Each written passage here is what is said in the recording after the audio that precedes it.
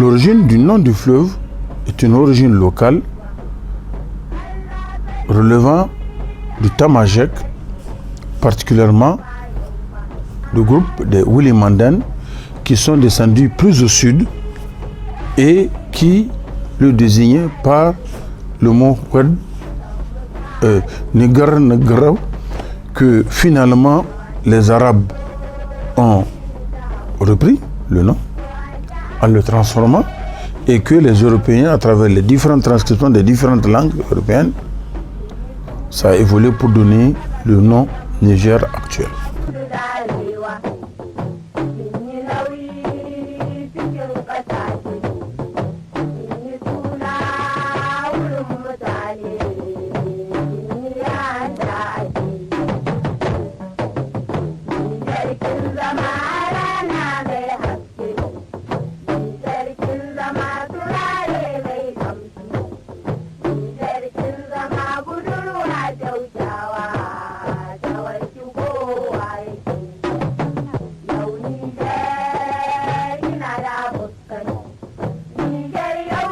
Et les Français, naturellement, en découvrant l'espace, ont appelé le fleuve Niger et tout l'espace arrosé par ce fleuve a été désigné sous le nom de Nigérie.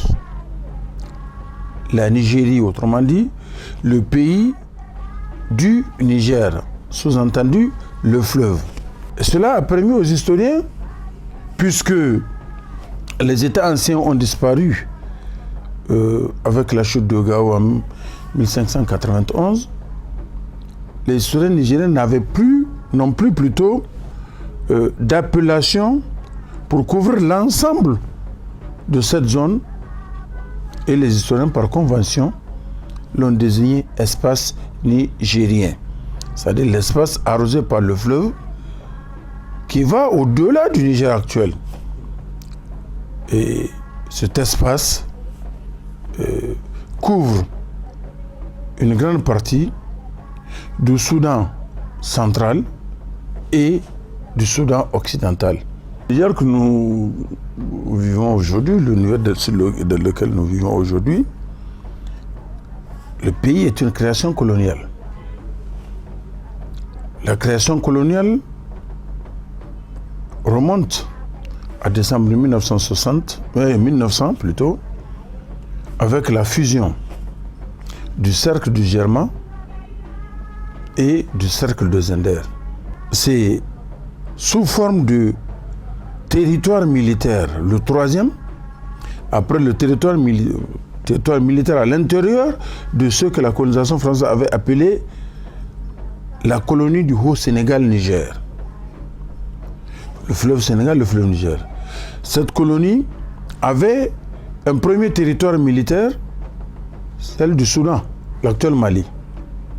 Puis, il y a eu le deuxième territoire militaire, qui est l'actuelle Haute-Volta, devenue colonie en 1919.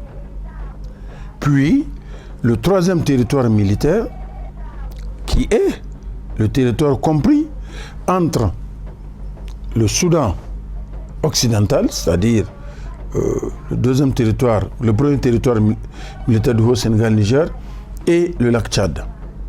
C'est ça qui a évolué pour devenir territoire militaire du Niger,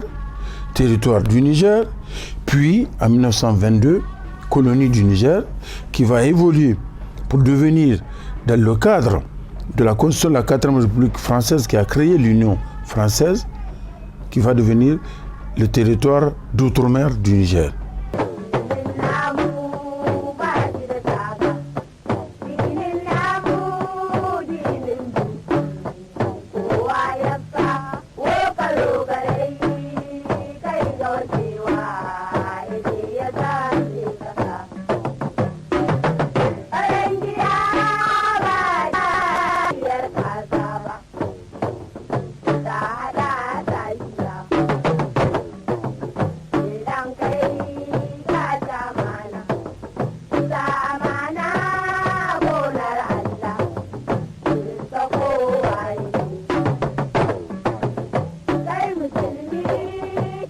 Love. Le Niger est ce pays carrefour entre les zones blanches et les zones noires du continent africain. Et le Niger, avec la colonisation française, est devenu la zone tampon entre l'Afrique anglophone et l'Afrique arabophone au nord. Et le Niger, de par sa spécificité géographique, regardez de Ngurti jusqu'à Yassen, à la frontière avec le Mali, il n'existe aucun obstacle naturel, c'est-à-dire une montagne, un volcan, un lac, une mer intérieure, susceptible, ou même un désert intérieur, susceptible de gêner la circulation des hommes et des biens. Donc c'est un espace ouvert à la mobilité, à la circulation des hommes, des biens et des idées. Étant donc pays de jonction, le Niger a été une zone de parcours des différentes voies caravanières en direction de l'Afrique du Nord ou en direction de l'Afrique au sud du Sahara.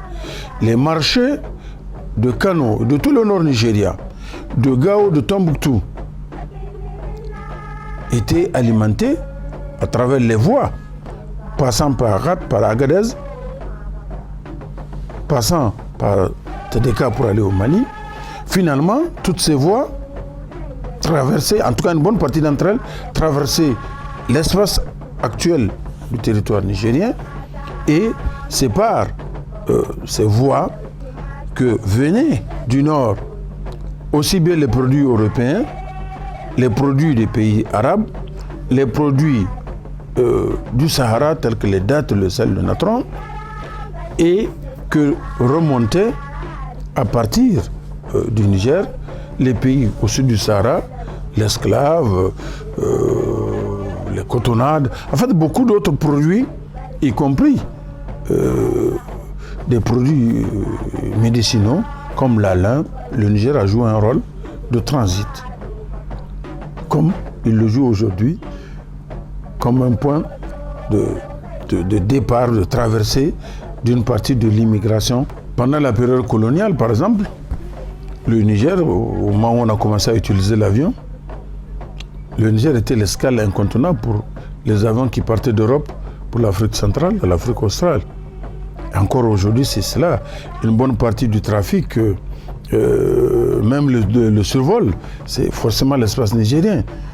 Le Niger étant au sud de la Libye, de l'Algérie, il est normal que ceux qui veulent traverser la Libye, la Méditerranée à partir de la Libye, il n'y a pas d'autre voie que le Niger.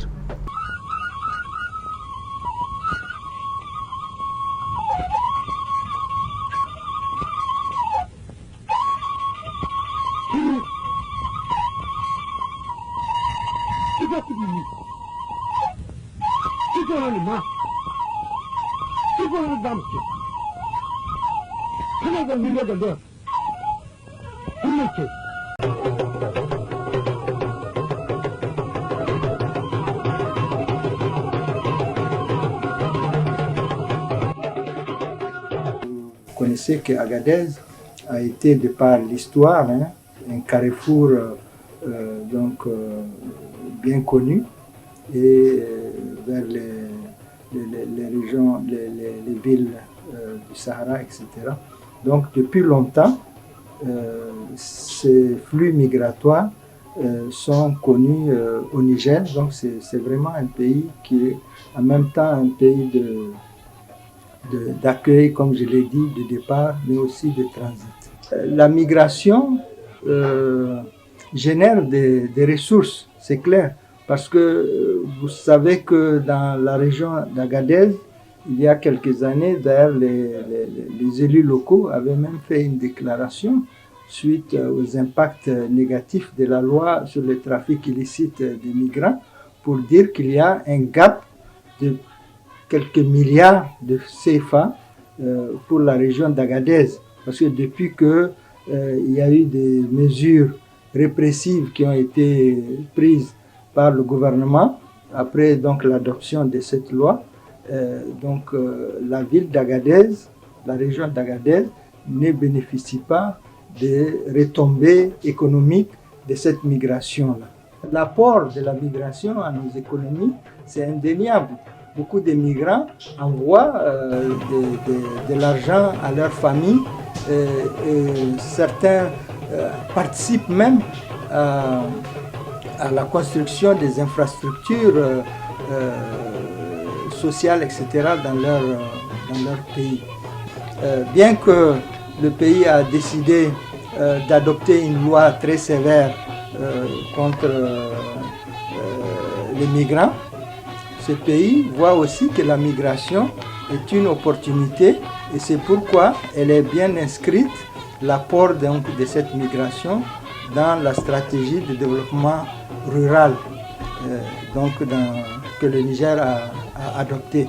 Parce que quand même, aujourd'hui, le Niger reconnaît la diaspora comme la 9e région du pays et ça, c'est aussi parce que on pense que les Nigériens qui sont à l'extérieur peuvent aussi contribuer au développement du pays.